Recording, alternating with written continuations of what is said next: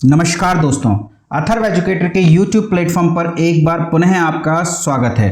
कैसे हैं मित्रों आप लोग? उम्मीद है सकुशल होंगे और आपकी तैयारी भी जोरों शोरों से चल रही होगी।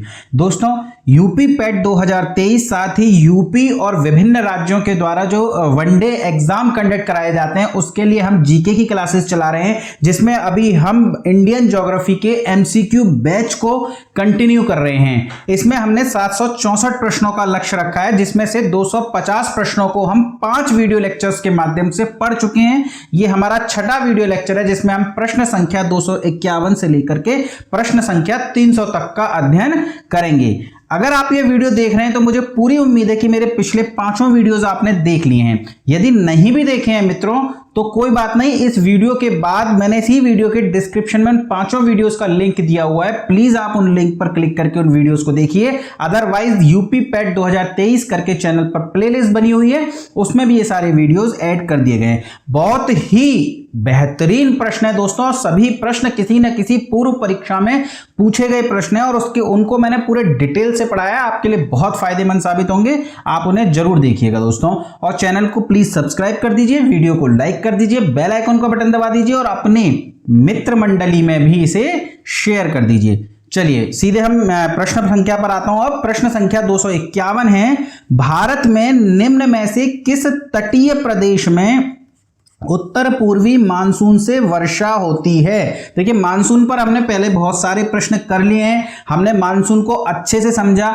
हमने देखा कि दक्षिण पूर्वी व्यापारिक पवनें दक्षिण पश्चिम मानसूनी पवनों में किस प्रकार बदलती हैं और किस प्रकार भारत के एक बड़े भूभाग पर दक्षिण पश्चिम मानसून से वर्षा होती है। साथ ही हमने उत्तर पूर्वी मानसून को भी देखा था कि एक लौटता हुआ मानसून है, जिससे केवल और केवल तमिलनाडु में वर्षा होती है, और यह उत्तर पूर्वी मानसूनी पवनें बंगाल की खाड़ी से अपना जल ग्रहण करती हैं और तमिलनाडु पर यानी कि कोरोमंडल तट पर अपना जल गिराती हैं वर्षा के रूप में। चलिए अगला प्रश्न देखते हैं। भारत में सर्वाधिक गर्म स्थान है। देखिए, भारत में सर्वाधिक गर्म स्थान और सर्वाधिक शुष्क स्थान, इन दोनों प्रश्नों के उत्तर बदल जाएंगे दोस्तों, ध्यान से रखिएगा। कई बार स्टूडेंट इसका उत्तर एक ही मान लेते हैं, नहीं, दोनों के उत्तर अलग अलग हैं। यदि बात करें भारत में सर्वाधिक गर्म स्थान की दोस्तों, तो वो तो हो जाएगा राजस्थान का जैसलमेर। भारत का सर्वाधिक गर्म स्थान कौन सा हो जाएगा? राजस्थान का जैसलमेर। लेकिन सर्वाधिक शुष्क स्थान मतलब जहां वर्षा सबसे कम होती है, उस केस में जैसलमेर से भी कम वर्षा होती है दोस्तों लेह में। लेह बहुत ही शीत ठंडा स्थान है, बहुत ज्यादा ठंडा स्थान है लेह लद्दाख, और इसको शीत मरुस्थल के नाम से जाना जाता है क्योंकि ये हिमालय के वृष्टि छाया प्रदेश में आता है। वृष्टि छाया प्रदेश पर हमने चर्चा करी थी, इस वजह से यहाँ वर्षा नहीं होती। यहाँ की वर्षा जैसलमेर से भी कम है। ये सर्वाधिक शुष्क स्थान है, जबकि जैसलमेर सर्वाधिक जैसलमेर सर्वाधिक गर्म स्थान है। और ये कोट्टायम क्या है दोस्तों, बताएंगे आप लोग? इसी एमसीक्यू बैच में मैंने कोट्टायम पर भी चर्चा करी थी। कोट्टायम जो है भारत का निम्नतम बिंदु है। चलिए आगे देखते हैं।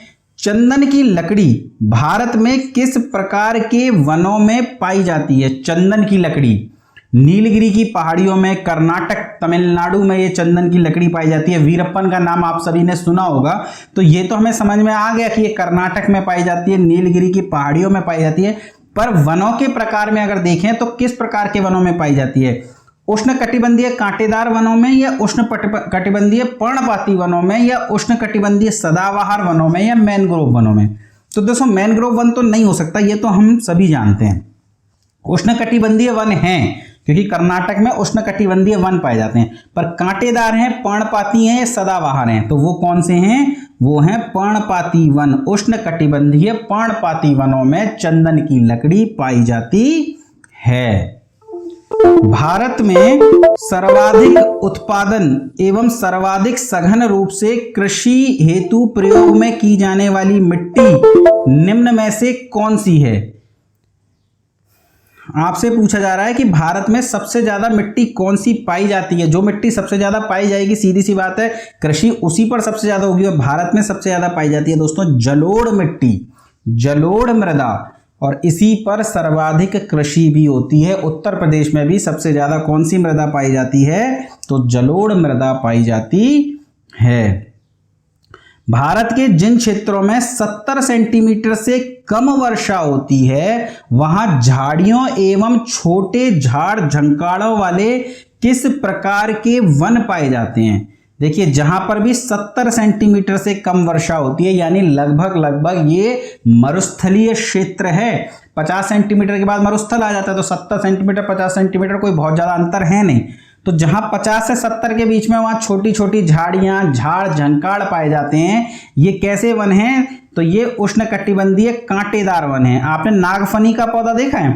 कांटे जैसे होते हैं, उस पर कांटे कांटे लगे होते हैं। या बबूल का पेड़ पाया जाता है, टीकरी कीकर के पेड़ पाए जाते हैं। तो ये सभी उष्णकटिबंधीय कांटेदार वनों के अंतर्गत आते हैं। चलिए अगला, पुरानी जलोढ़ मृदा को रिक्त स्थान के रूप में जाना जाता है।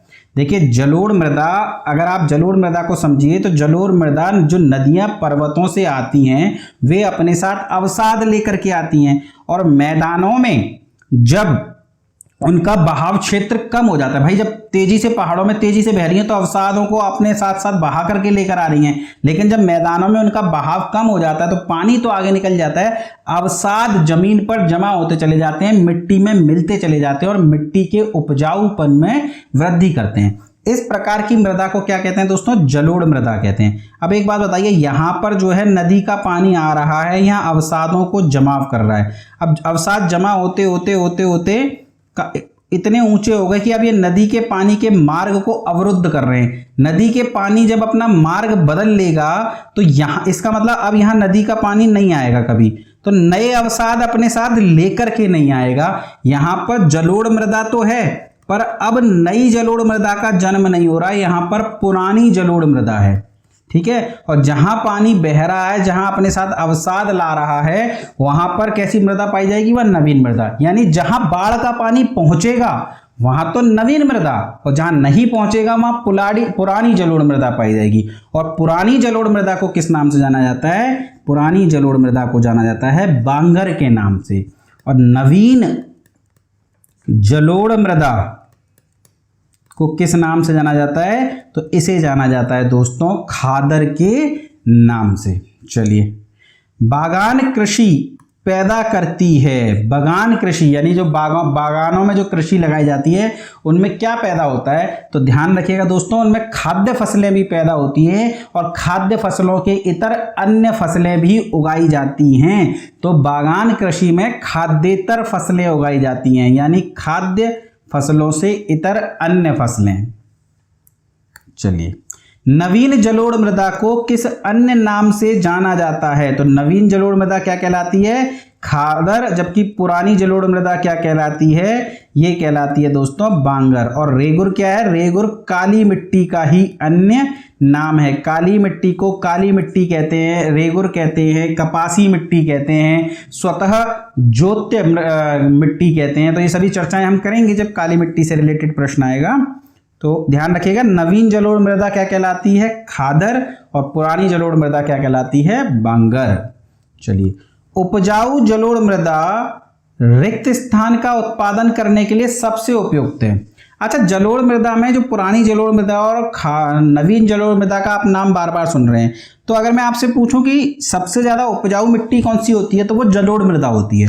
पर अगर मैं खादर और बांगर में पूछूं आपसे, तो ध्यान रखिएगा जो नवीन है वो नए अवसाद लगातार आ रहे हैं ना, उसमें पुरानी जलोढ़ मृदा में तो अवसाद कम होते जा रहे हैं, हर बार खेती हो रही है, हर जो है उसका उपजाऊपन कम हो रहा है। जबकि नवीन जलोढ़ मृदा में हर वर्ष उपजाऊपन उसमें बढ़ रहा है। तो ज्यादा उपजाऊ कौन सी होगी? नवीन जलोढ़ मृदा यानी कि खादर। चलिए, प्रश्न संख्या 259 देखते हैं। उपजाऊ जलोढ़ मृदा रिक्त स्थान का उत्पादन करने के लिए सबसे उपयुक्त है। तो जलोढ़ मृदा में क्या उगाया जाता है सर्वाधिक? चावल, चाय, कपास या मक्का? तो जलोढ़ मृदा में सर्वाधिक मात्रा में उगाया जाता है दोस्तों चावल। ठीक है, चलिए आगे देखते हैं। भारत की निम्नलिखित मृदाओं में से कौन सी बेसाल्ट लावा के अपक्षय के कारण निर्मित हुई है?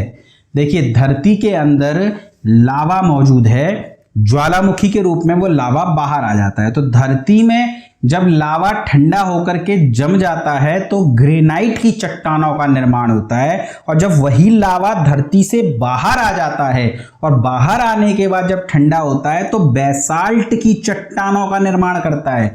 यानी ग्रेनाइट की चट्टानें और बेसाल्ट की चट्टानें दोनों ही आग्नेय प्रकार की चट्टानें हैं, अग्नि से उत्पन्न चट्टानें हैं, लेकिन धरती के अंदर ठंडी हो गई तो वो ग्रेनाइट की चट्टानें हैं, बाहर आने के बाद वो बेसाल्ट की चट्टानें। थोड़ा सा डिफरेंस इनमें होता है, लेकिन ये दोनों ही चट्टानें, इन चट्टानों में ध्यान रखिएगा जो है लौह तत्व पाया जाता है। तो लौह, ठीक है, तो और बेसाल्ट की चट्टानों का जब अपक्षय होता है, यानी कि बेसाल्ट की चट्टानें जब टूट टूट करके गिरती हैं विभिन्न भौतिक कारणों से, अपक्षय होता है और फिर जो जहां एक जगह पर झड़ गई और फिर वहां से वो बह करके दूसरी जगह चली गई, तो इस प्रकार बेसाल्ट की चट्टानों से जिस मृदा का निर्माण हुआ वह मृदा क्या कहलाती है दोस्तों?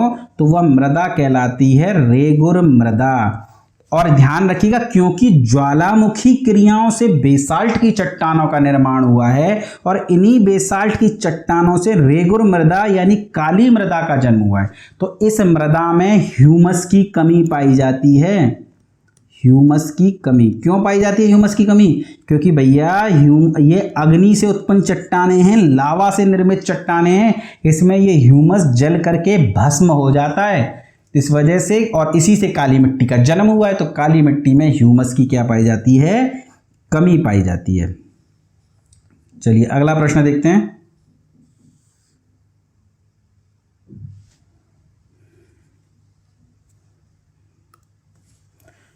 भारत में चंदन की लकड़ी के वन सर्वाधिक पाए गए हैं। तो भारत में चंदन की लकड़ी के वन सबसे ज्यादा कहां पाए जाते हैं? उष्णकटिबंधीय पर्णपाती वनों में, नीलगिरी की पहाड़ियों में।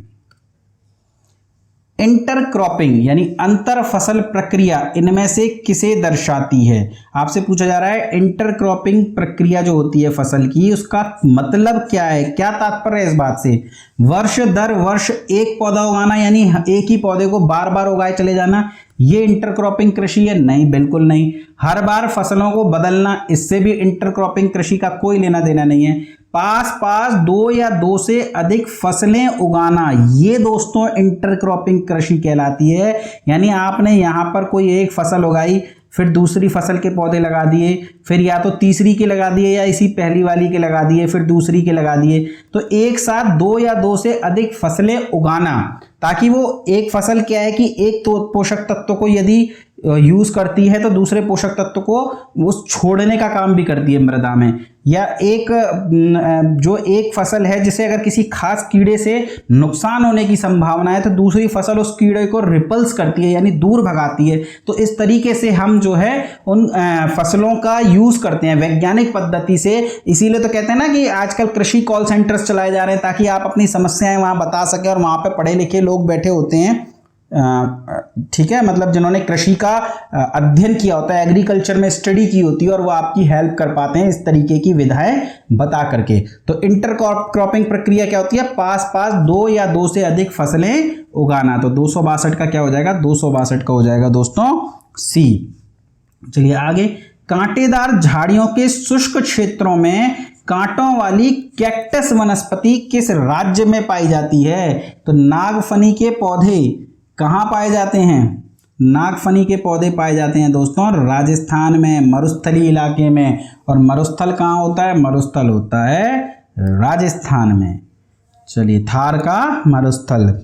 भारत में सबसे ज्यादा खेती किस फसल की होती है? राई की, गेहूं की, मक्का की या चावल की? तो ध्यान रखिएगा, भारत में सर्वाधिक क्षेत्रफल पर तो गेहूं उगाया जाता है, पर सर्वाधिक फसल जो है दोस्तों वो उगती कौन सी है? उत्पादन सबसे ज्यादा किसका होता है? तो वो होता है दोस्तों चावल का।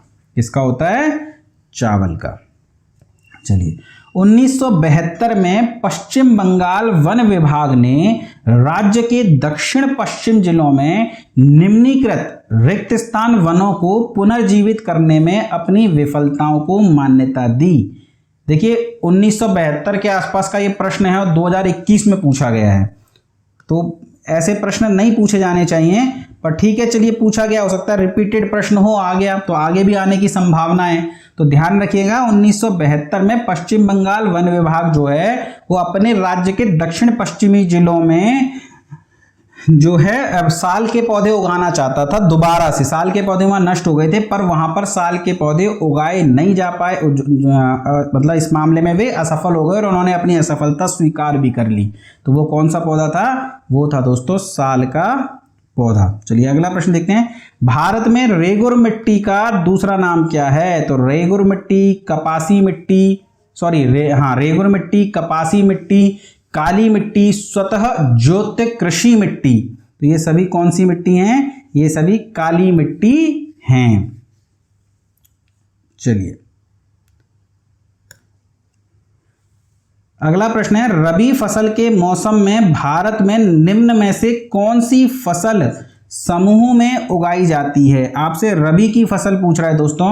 रबी की फसल की जो बुआई होती है ना, आपसे पूछ रहे रबी की फसल कब उगाई जाती है, तो इसकी जो बुआई है वो अक्टूबर नवंबर में होती है, अक्टूबर एवं नवंबर में, और मार्च के महीने में इसकी कटाई जो है प्रारंभ हो जाती है। कौन कौन सी फसलें आती हैं रबी की फसलों के अंतर्गत? तो गेहूं हो गया, जौ हो गया, आलू हो गया, मसूर, अलसी, मटर, सरसों, चना इत्यादि। ये सभी फसलें बार बार पूछी जाता है दोस्तों, निम्न में से कौन सी खरीफ की फसल है, कौन सी रबी की फसल है? तो ध्यान रखिएगा गेहूं, जौ, आलू, मसूर, अलसी, मटर, सरसों, चना, ये सभी कैसी फसलें हैं? ये सभी जो हैं रबी की फसलें, यानी कि इसमें कौन सा उत्तर हो जाएगा? देखिए चावल खरीफ की फसल है, चावल खरीफ की फसल है, चावल खरीफ की फसल है, तो गेहूं, सरसों और चना हमारे प्रश्न का क्या हो जाएगा? उत्तर हो जाएगा। शुष्क वन अनुसंधान संस्थान रिक्त स्थान में स्थित है। आपसे पूछा रहा है शुष्क वन अनुसंधान संस्थान का मुख्यालय कहां पर है? तो यह है दोस्तों जोधपुर में। चलिए अगला है, भारत में कृषि को प्रभावित करने वाला मौसम का सबसे महत्वपूर्ण तत्व है? तापमान, आर्द्रता, पवन, वर्षा। देखिए ये सभी फसलों को प्रभावित करते हैं, पर सबसे ज्यादा सबसे ज्यादा कौन प्रभावित करता है? वर्षा। अगर वर्षा नहीं होती दोस्तों तो फसल भी उगाना लगभग असंभव हो जाता है, अकाल की स्थिति हो जाती है। चलिए आगे, नीली क्रांति निम्न में से किससे संबंधित है? देखिए कृषि से रिलेटेड कुछ क्रांतियां हैं जो लगातार पूछी जाती है। नीली क्रांति तो दोस्तों मछली उत्पादन से संबंधित है, पर इसके अलावा आपसे कई क्रांतियां पूछी जाती हैं, जैसे कि श्वेत क्रांति। श्वेत क्रांति दुग्ध उत्पादन में वृद्धि से संबंधित है, वर्गीज कुरियन के द्वारा ये जो है प्रारंभ की गई थी। इसके अलावा पीली क्रांति, पीली क्रांति का संबंध किससे है? पीली क्रांति का संबंध है तिलहन एवं खाद्य उत्पादन में वृद्धि से, तिलहन एवं खाद्य उत्पादन में वृद्धि से। इसके अलावा नीली क्रांति जो हमारे प्रश्न में पूछा गया है, नीली क्रांति किससे संबंधित है? तो मछली से संबंधित है। इसके अलावा एक क्रांति और पूछी जाती है, गुलाबी क्रांति। गुलाबी क्रांति का संबंध दोस्तों प्याज एवं झींगा के उत्पादन में वृद्धि से। प्याज के उत्पादन में वृद्धि के लिए जो क्रांति चलाई जाती है उसे भी गुलाबी क्रांति कहते हैं, और झींगा के लिए भी गुलाबी क्रांति। इसके अलावा एक क्रांति है दोस्तों धूसर क्रांति, और धूसर क्रांति का संबंध किससे है? तो ये उर्वरक में उत्पादन की वृद्धि से है। इसके अलावा काली क्रांति, काली क्रांति का संबंध पेट्रोलियम से है। किससे है? पेट्रोलियम से है। एक होती है दोस्तों रजत क्रांति, रजत क्रांति का संबंध अंडे के उत्पादन से है। सिल्वर रिवॉल्यूशन किससे है? अंडे से। एक सुनहरी क्रांति, सुनहरी क्रांति यानी गोल्डन रिवॉल्यूशन फ्रूट से, या कह सकते हैं आप बागवानी प्रोडक्ट्स, फलों के उत्पादन में वृद्धि के लिए सुनहरी क्रांति चलाई गई थी। एक गोल क्रांति थी दोस्तों, गोल क्रांति का संबंध आलू से है, गोल क्रांति का संबंध आलू से है। साथ ही लाल क्रांति चलाई गई थी, लाल क्रांति का संबंध मांस के उत्पादन में वृद्धि से। इसके अलावा दोस्तों इन सभी क्रांतियों का एक समग्र रूप के रूप में इंद्रधनुषीय क्रांति चलाई गई थी। कौन सी क्रांति चलाई गई थी? इंद्रधनुषीय क्रांति। और इंद्रधनुषीय क्रांति क्या थी? ये सभी समग्र रूप से इन सभी के उत्पादन में वृद्धि के लिए जो क्रांति चलाई गई थी वो थी इंद्रधनुषीय क्रांति। इसके अलावा ध्यान रखिएगा, एक मिट्टी मृदा से भी संबंधित, मृदा की गुणवत्ता में सुधार से संबंधित एक क्रांति होती है और उस क्रांति का नाम है सदाबहार क्रांति। तो ये सभी आप ध्यान रखेंगे दोस्तों, बहुत ही इंपॉर्टेंट है, कुछ भी पूछा जा सकता है। श्वेत क्रांति दुग्ध उत्पादन में वृद्धि, पीली क्रांति तिलहन एवं खाद्य उत्पादन में वृद्धि, नीली क्रांति मछली के उत्पादन में वृद्धि, गुलाबी क्रांति प्याज और झींगा के उत्पादन में वृद्धि, धूसर क्रांति उर्वरक के उत्पादन में वृद्धि, काली क्रांति पेट्रोलियम के उत्पादन में वृद्धि, इंद्रधनुषीय क्रांति समग्र रूप से चलाई गई थी, रजत क्रांति अंडे के उत्पादन में वृद्धि, सुनहरी क्रांति बागवानी के उत्पादन में वृद्धि, गोल क्रांति आलू के उत्पादन में वृद्धि, लाल क्रांति मांस के उत्पादन में वृद्धि और मृदा की गुणवत्ता में सुधार हेतु चलाई गई थी सदाबहार क्रांति। चलिए आगे देखते हैं। भारतीय कृषि अनुसंधान परिषद ICAR के अनुसार भारत में कितने प्रकार की मिट्टियां पाई जाती है? तो ध्यान रखिएगा, अगर बात करें ICAR के अनुसार तो भारत में 8 प्रकार की मृदाएं पाई जाती हैं दोस्तों। अगर उन मृदाओं के मैं आपसे नाम पूछूं कौन कौन सी है तो इंसेप्टी सॉइल, नाम भी याद रखिएगा, इंसेप्टी सॉइल, इसी को जलोढ़ मृदा कहते हैं और ये सर्वाधिक पाई जाती है भारत में। दूसरी है एल्फी सॉइल, तीसरी हो जाएगी आपकी दोस्तों एंटो सॉइल, इसके अलावा चौथी हो जाती है वर्टी सॉइल, पांचवी है एरिडो सॉइल,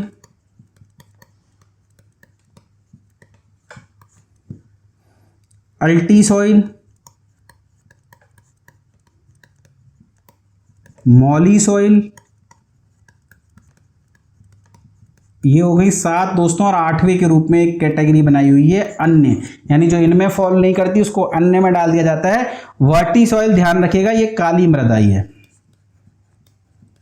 तो ये 8 प्रकार की मृदाओं का विभाजन किया गया है ICAR के अनुसार। चलिए अगला प्रश्न है, भारत में खरीफ का मौसम काफी हद तक रिक्त स्थान के साथ मेल खाता है। तो खरीफ का मौसम जो है दोस्तों वो मानसूनी जलवायु समय, मतलब जिस समय में भारत में मानसून आया होता है लगभग उसी समय में खरीफ की फसलें भारत में उगाई जाती हैं, यानी दक्षिण पश्चिम मानसून से मेल खाता है खरीफ का मौसम, जबकि रबी शीतकालीन वर्षा पर।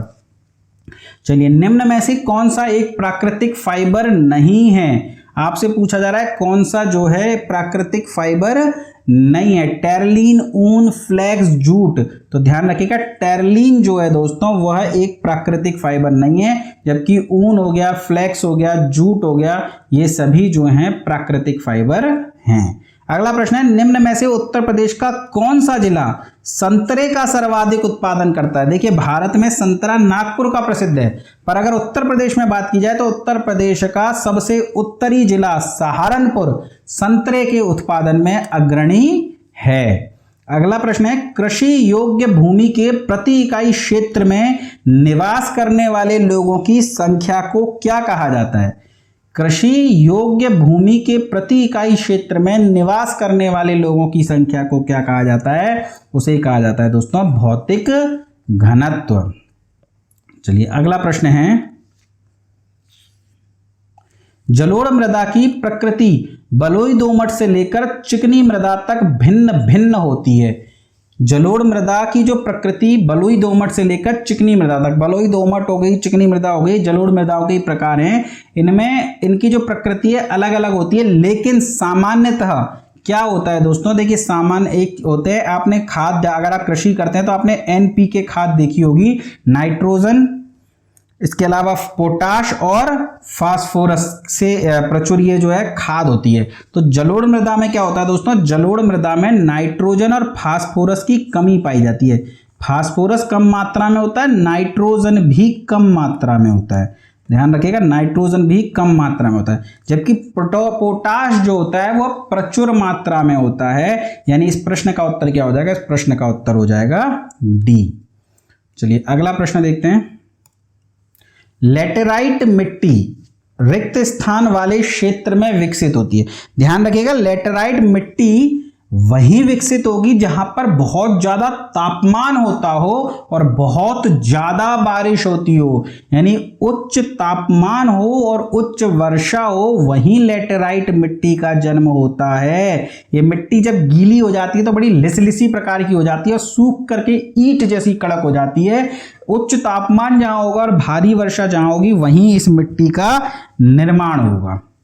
चलिए अगला प्रश्न है। कोरिंगा एक सुंदर रिक्त स्थान जंगल है जहां गोदावरी बंगाल की खाड़ी के अप्रवाही जल में मिल जाती है।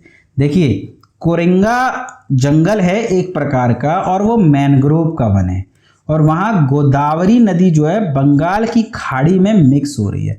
अब आपको बताना है कि ये जो कोरिंगा जंगल है ये कहाँ पाए जाते हैं। देखिए, गोदावरी नदी का बहाव क्षेत्र कहाँ पर है? महाराष्ट्र में है, कर्नाटक में है। अब आपको ये बताना है कि कोरिंगा वन कहाँ पाए जाते हैं, कहाँ पाए जाते हैं। ये प्रश्न पूछा जा सकता है।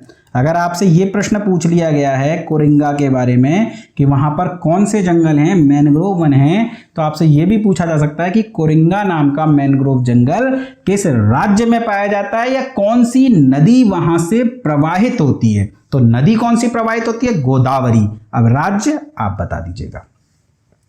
चलिए, मृदा के अध्ययन का उल्लेख करने के लिए प्रयुक्त शब्द कौन सा है? मृदा अध्ययन के लिए कौन सा हो गया दोस्तों? भूमि विज्ञान। भारत के सबसे बड़े क्षेत्र में फैले हुए वन कौन से हैं? तो हम पहले ही चर्चा कर चुके हैं, भारत में सर्वाधिक पाए जाते हैं उष्णकटिबंधीय पर्णपाती वन। सबसे ज्यादा वन कौन से पाए जाते हैं भारत में? तो उष्णकटिबंधीय पर्णपाती वन। भारत में वन संरक्षण अधिनियम किस वर्ष में पारित किया गया या कब पारित किया गया? तो भारत में वन संरक्षण अधिनियम कब पारित किया गया था दोस्तों? ये पारित किया गया था 1980 में। भारत में वन्य जीव संरक्षण अधिनियम किस वर्ष लागू किया गया? देखिए, वन संरक्षण अधिनियम 1980, पर वन्य जीव संरक्षण अधिनियम कब का है? तो वन्य जीव संरक्षण अधिनियम है दोस्तों 1972 का। गंगा के मैदानों में पुरानी कछारी मिट्टी कहलाती है। देखिए, कछारी मिट्टी जलोढ़ मृदा का ही नाम है। देखिए, कपासी मिट्टी काली मृदा का नाम है, कछारी मिट्टी जलोढ़ मृदा का नाम है। और पुरानी जलोढ़ मृदा का नाम क्या बताया था मैंने आपको? बांगर। और नवीन जलोढ़ मृदा का नाम क्या बताया था? खादर। तो गंगा के मैदानों में पुरानी कछारी मिट्टी क्या कहलाती है? ये कहलाती है दोस्तों बांगर। चलिए अगला प्रश्न है। संयुक्त राष्ट्र संघ द्वारा अंतर्राष्ट्रीय मृदा वर्ष घोषित किया गया था 2015, 2018, 2019 या 2020? बताइए कब घोषित किया गया था अंतर्राष्ट्रीय मृदा वर्ष? अंतर्राष्ट्रीय मृदा वर्ष घोषित किया गया था 2015 को। भारतीय वन सर्वेक्षण यानी बीएसआई की स्थापना कब हुई थी? तो बीएसआई की स्थापना कब हुई है? 1890 में। फैक्चुअल प्रश्न है दोस्तों, आपको ये रटने पड़ेंगे, इसमें कुछ भी आपको खास समझाया नहीं जा सकता। अब कब स्थापना हुई है, कहाँ हेडक्वार्टर हुए हैं, ये सब तो आपको रटने पड़ेंगे। भारत वन स्थिति रिपोर्ट 2021 के अनुसार वनों का प्रतिशत भौगोलिक क्षेत्र का कितना प्रतिशत है? देखिए, कितने प्रतिशत वन होने चाहिए ये प्रश्न अलग है, और कितना प्रतिशत भारत में उपस्थित है ये अलग प्रश्न है। कितना प्रतिशत है भारत में? तो इस समय भारत में जो रिपोर्ट आई है, नई भारत वन स्थिति रिपोर्ट, कौन से क्रम की रिपोर्ट है ये? आगे प्रश्न दिया है, वहां चर्चा करेंगे, जब तक आप सोच के बताइए। इसके अनुसार भारत में इस समय कुल 25.62% वन मौजूद हैं। निम्नलिखित में से किसने कैरा जिला सहकारी दुग्ध उत्पादक संघ लिमिटेड को श्वेत क्रांति की शुरुआत करते हुए उनके नाम का विस्तार करने में मदद की? देखिए, कैरा जिला सहकारी दुग्ध उत्पादक संघ लिमिटेड के से ही भारत में श्वेत क्रांति यानी दुग्ध उत्पादन के लिए महत्वपूर्ण क्रांति की शुरुआत हुई थी। और किसके द्वारा हुई थी? वर्गीज कुरियन के द्वारा। किस कंपनी से संबंध है इनका भारत की? तो अमूल कंपनी से इनका संबंध है। भारत वन स्थिति रिपोर्ट 2021 किस क्रम की है? देखिए, प्रत्येक वर्ष 2 वर्ष में भारत वन स्थिति रिपोर्ट जो है जारी की जाती है और ये 17वीं भारत स्थिति वन रिपोर्ट है। आपका दूसरा, देखिए पहला तो कोरिंगा वन है और दूसरा टास्क ये है कि पहली वन स्थिति रिपोर्ट 2021 कब जारी की गई थी। ये दोनों टास्क आप पूरे करेंगे, कीजिएगा जरूर दोस्तों। जो हम ढूंढ करके जिन प्रश्नों का उत्तर देते हैं वो प्रश्न हम कभी नहीं भूलते। हो सकता है मेरे द्वारा पढ़ाए गए प्रश्न आप भूल जाएं, पर जिस प्रश्न का उत्तर आप ढूंढ करके बताएंगे ना वो आप कभी नहीं भूलेंगे। चलिए अगला है, निम्नलिखित में से कौन सा विकल्प गलत तरीके से जोड़ा गया है? अमरूद तेलंगाना, सेब हिमाचल प्रदेश, संतरा नागपुर, केला केरल। तो ध्यान रखिएगा दोस्तों, सेब का हिमाचल प्रदेश में सर्वाधिक उत्पादन बिल्कुल सही है, संतरे का नागपुर में ये भी ठीक है, केला का केरल में ये भी ठीक है, लेकिन अमरूद का तेलंगाना में नहीं होता दोस्तों, बल्कि अमरूद का सर्वाधिक उत्पादन कहाँ होता है? हमारे उत्तर प्रदेश में। तो तेलंगाना को कैसे सही कर देंगे हम? हमारा क्या उत्तर आएगा? हमारा अपना उत्तर प्रदेश। भारत की जलवायु है, अब आपसे पूछ रहा है भारत की जलवायु कैसी है? तो भारत की जलवायु कैसी है दोस्तों? उष्ण कटिबंधीय, मानसूनी है, आर्द्र है, शुष्क है या अति आर्द्र है? बताइए। भारत की जलवायु उष्ण कटिबंधीय तो है, पर आर्द्र है, शुष्क है, मानसूनी है या अति आर्द्र है? तो भारत मानसूनी जलवायु पर निर्भर है कि नहीं है? उष्ण कटिबंधीय मानसूनी जलवायु भारत में पाई जाती है। अगला प्रश्न, संयुक्त राष्ट्र महासभा द्वारा अंतर्राष्ट्रीय वन वर्ष घोषित किया गया था। अंतर्राष्ट्रीय वन वर्ष कब घोषित किया गया था दोस्तों? तो ये किया गया था सन 2011 को। 2011 याद है, अन्ना हजारे का आंदोलन, ये 2011 में हुआ था और उसी को अंतर्राष्ट्रीय वन वर्ष घोषित किया गया था संयुक्त राष्ट्र संघ के द्वारा। चलिए अगला, लेटेराइट मृदा आयरन और ब्लैंक से भरपूर है। आपसे पूछा जा रहा है लेटेराइट मृदा में किस चीज की प्रचुरता पाई जाती है? तो ध्यान रखिएगा, लेटेराइट मृदा में लोहे और लोहे के साथ साथ एल्यूमिनियम की प्रचुरता पाई जाती है। एल्यूमिनियम। तो प्रश्न का उत्तर क्या हो जाएगा? प्रश्न का उत्तर हो जाएगा सी। लेटेराइट मृदा जहां पर उच्च तापमान और उच्च वर्षा होती है वहां इस मृदा का विकास होता है। खादर और बांगर किस मृदा के प्रकार हैं? तो खादर यानी कि नवीन जलोढ़ मृदा, बांगर यानी पुरानी जलोढ़ मृदा। पता नहीं कितनी बार घुमा फिरा के ये प्रश्न पूछा जा रहा है। शुष्क वन अनुसंधान संस्थान रिक्त स्थान में स्थित है। तो ये भी शायद ये प्रश्न भी पहले पूछा गया है। शुष्क वन अनुसंधान संस्थान कहां पर है? तो ये दोस्तों जोधपुर में स्थित है। भारत में किस वर्ष पर्यावरण संरक्षण अधिनियम पारित किया गया? देखिए रखिए, वन संरक्षण अधिनियम 1980, वन्य जीव संरक्षण अधिनियम 1972 और पर्यावरण संरक्षण अधिनियम कब का है दोस्तों? तो ये है 1986 का। ये वर्ष आपको रटे होने चाहिए। जो वन चक्रवातों के अवरोधक का कार्य करते हैं वे वन कौन से हैं? तो चक्रवात दोस्तों ध्यान रखिएगा समुद्रों में आते हैं और समुद्री किनारे पर जो वन पाए जाते हैं वो कौन से वन होते हैं? वे होते हैं मैनग्रोव वन, ज्वारीय वन। इन्हें प्रकृति का गुर्दा कहते हैं और ये चक्रवातों के अवरोधक का कार्य करते हैं। सुंदरवन के जंगल को क्या कहा जाता है? गंगा ब्रह्मपुत्र डेल्टा में पाया जाता है सुंदरवन का जंगल। पश्चिम बंगाल में यह सुंदरवन का जंगल है। सुंदरी वनों की अधिकता के कारण इसका नाम सुंदरवन का जंगल पड़ा है। और यहां पर जो वन पाए जाते हैं वो वन कौन से हैं? मैनग्रोव वन, ज्वारीय वन। भारत में सर्वाधिक मैनग्रोव वन सुंदरवन के जंगलों में ही पाए जाते हैं। तो 297 का बी। चलिए अगला प्रश्न है 298। भारत में श्वेत क्रांति का जनक किसे माना जाता है? तो हमने कई बार चर्चा कर ली, आज ही भारत में श्वेत क्रांति का जनक कौन है? तो वो है वर्गीज कुरियन। पुनर्वन रोपण का अर्थ क्या है? देखिए वनों का दोबारा से रोपण करना है। तो पुनर्वन रोपण का अर्थ क्या हुआ? पुनर्वन रोपण का अर्थ है नष्ट हुए वनों के स्थान पर नए पेड़ लगाना। देखिए वनों का सुदृढ़ करना, पेड़ उगे हुए उन्हें मजबूती प्रदान करनी, वो पुनः रोपण कैसे हुआ? वनों में घूमना, वनों की पशुओं से देखभाल करना, नाम से ही समझ में आ रहा है ना। नष्ट हुए वनों के स्थान पर नए पेड़ लगाना, ये पुनर्वन रोपण यानी वनों का दोबारा से रोपण करना। चलिए दोस्तों, इस वीडियो का अंतिम प्रश्न देख लेते हैं। कौन सा भारतीय राज्य सोयाबीन का सबसे बड़ा उत्पादक है? तो ध्यान रखिएगा, सोयाबीन का सबसे बड़ा उत्पादक कौन सा राज्य है? तो ये है मध्य प्रदेश। मध्य प्रदेश दलहनों का भी सबसे बड़ा उत्पादक राज्य है। दलहनों का यानी दालों का सबसे बड़ा उत्पादक राज्य।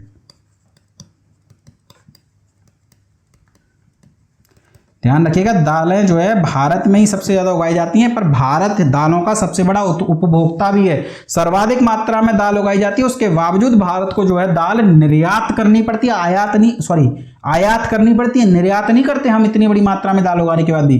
क्यों? क्योंकि सर्वाधिक बड़ी मात्रा में दाल उगाने के बाद भी हम भारत में अपनी दालों की आपूर्ति पूरी नहीं कर पाते। जनसंख्या बहुत ज्यादा है भारत की, और भारत में प्रोटीन की कमी को पूरा करने का जो स्रोत है वो दालें हैं। सस्ता स्रोत था, हालांकि था, अब तो भैया दाल इतनी महंगी हो गई है कि एक गरीब आदमी की थाली से गायब हो चुकी है। तो दलहनों का सबसे बड़ा उत्पादक राज्य कौन सा है? मध्य प्रदेश है। तो दोस्तों, ये 300 प्रश्न थे। हमने जो 764 प्रश्नों का लक्ष्य बनाया है, लगभग आधी यानी 40% यात्रा हम पूरी कर चुके हैं, और बहुत शीघ्र हम इस यात्रा को पूरा कर लेंगे। उसके बाद में आपको एक बार 764 प्रश्न, देखिए मेरे पास क्या है कि पेड सॉफ्टवेयर्स हैं नहीं, सारे फ्री सॉफ्टवेयर्स को मैं अभी फिलहाल यूज करता हूं। भविष्य में कर लेंगे पेड सॉफ्टवेयर भी, आप लोगों का सपोर्ट रहा तो अभी उसकी मेरी कुछ मर्यादाएं हैं, तो पता नहीं कर पाऊंगा कि नहीं एक साथ, नहीं तो 2 टुकड़ों में तो कर ही देंगे। इन 764 प्रश्नों के केवल आंसर बताते हुए एक पूरी की पूरी वीडियो अपलोड करेंगे। मीनवाइल जब तक हमारी ज्योग्राफी की सीरीज चल रही है, मेरा प्रयास ये है कि मैंने भारत इतिहास के भी प्रश्न पूरे कर रखे हैं। मध्यकालीन भारत के इतिहास, प्राचीन इतिहास और आधुनिक भारत के इतिहासों पर पूरे प्रश्न मैंने बनाए हुए हैं। लगभग 1200-1300 प्रश्न है, तो 3 पार्ट में उनकी भी सुपरफास्ट सीरीज आंसर बताते हुए उसको खत्म कर दिया जाए। जब ज्योग्राफी की सीरीज खत्म हो जाएगी तो उन पर हम व्याख्यात्मक अध्ययन प्रारंभ कर देंगे। तो ये मेरे कुछ टारगेट्स हैं अगले 2-4-5 दिनों के। तो आप मुझे थोड़ा सपोर्ट कीजिए ताकि मेरा भी उत्साहवर्धन बना रहे और मैं आपके साथ जो है ज्यादा से ज्यादा मेहनत करूं। और उत्साहवर्धन करने के लिए आप क्या कर सकते हैं? चैनल को सब्सक्राइब कीजिए, वीडियो को लाइक कीजिए। धन्यवाद दोस्तों।